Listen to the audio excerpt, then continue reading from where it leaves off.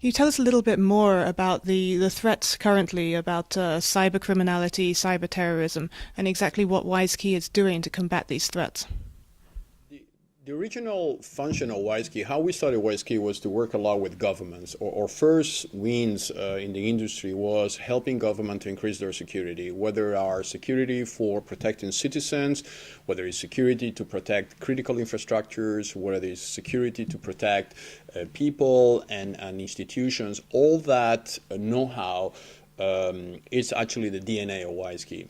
Now, when we started, obviously, cybersecurity was not as big as it is now. The interconnectiveness of the internet is making, and this is becoming very big now. The internet is connecting all countries in the world, and now it's very easy to attack. I mean, the latest problems that we had at the government level, Estonia, but also the problems of those new viruses, and they are paralyzing an entire infrastructure, requires immediate response. So WISeKey is approaching that, not alone, obviously, because this is a big endeavor. We are working with Microsoft in defense forums. WISeKey has been very active during 2010. I was a speaker at the Asia Pacific Defense Forum with Microsoft. Then we were speakers also in Cartagena of Colombia. And we are mixing with national security experts, defense experts, army CSOs.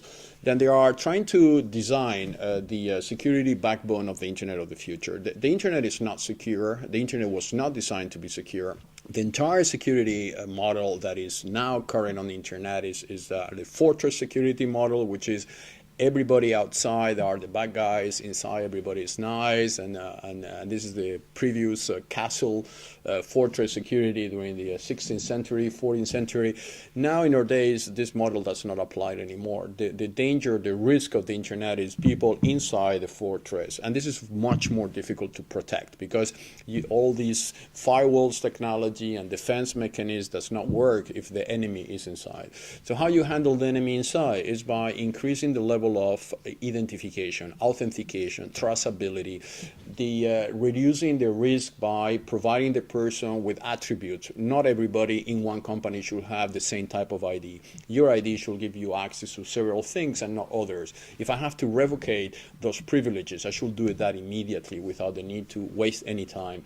So those are the new visions that WISeKey is bringing to the corporate world, also to the defense world, and to the government. It is amazing, and people believe sometimes that defense and armies are very protected, very secure, but the reality is not. Governments are learning, everybody's learning, and WISeKey has a major role to play there to make sure that the security of the 21st century will be very much related to people as it is related to machines. For a moment, we are in a thinking process that we have to secure the machine, the hardware, but not the person. Our view is that the person has to be secure as much as it is the machine in order to create an infrastructure which is trustworthy.